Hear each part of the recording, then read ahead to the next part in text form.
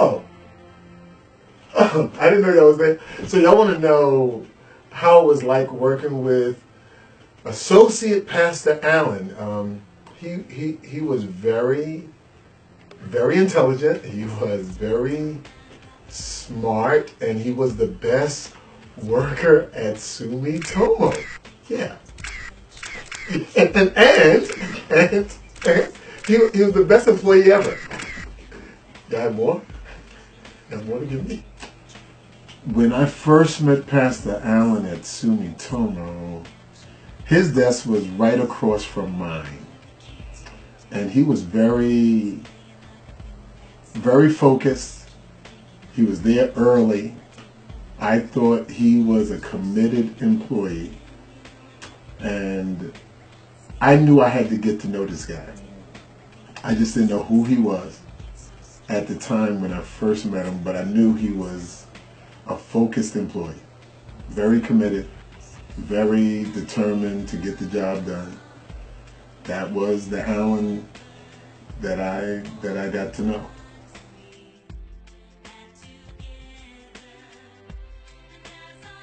I heard Pastor Allan talking to one of the employees at Sumitomo, and he was talking about the 12 tribes of Israel. I said, this guy has to be a believer. We all went out to lunch, we started talking. Come to find out he is a believer. His family is Christian. And I said I have to invite him to the church. And I had to tell him I was a pastor. And he didn't believe I was a pastor. No way in the world did I believe he was a pastor. Because I have a full-time job. He said pastors don't have full-time jobs. So I killed that theory. And he's been coming ever since.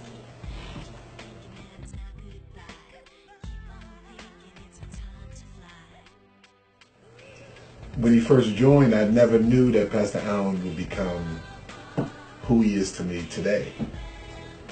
You know, the church knows him as Senior Associate Pastor Allan Blackman. I know him as my dude. The guy that I could depend on, count on. And I know he has my back. Up and down, I know that dude has my back. There's a certain minister, he ministered maybe a few months ago. He talked about how Elisha was just as important to Elijah as Elijah was to Elisha. It's called the ministry of presence. And that's who Pastor Allan is to me. Yo, Al! Yeah. Yo, they're ready for you, bro. I'm done. Now it's your go. Give me a minute. All right, hurry up, man.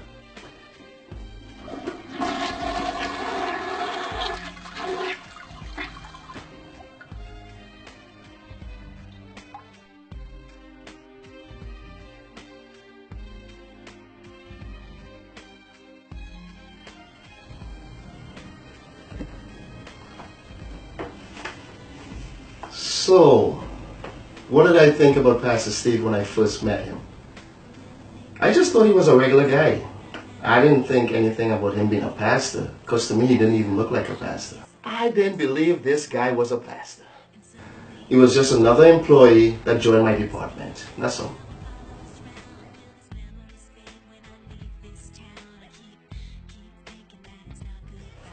When Pastor Steve invited me to church, actually I didn't give it much thought, because we were actually transitioning from one church to another, and we weren't really looking to settle down in any church.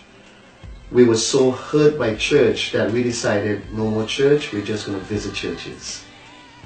And just to be polite and respectful, I told him I'm going to go home and ask my wife what she thinks about it, and I was going to get back to him.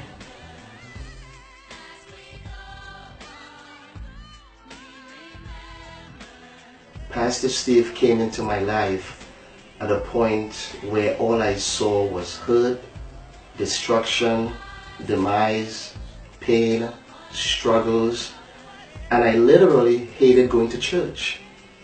I still loved God, but I hated church. So when we went to the bridge home and we saw Pastor Steve, we sort of like decided that this could be the place. And my whole gauge was how my wife felt about it. And for some strange reason, she was more hurt than I was. by the church hurt. To the point where Pastor Steve even described her as putting up a wall when he tried to hug her. But I think what was the breaker, the icebreaker, was when Lady hugged her.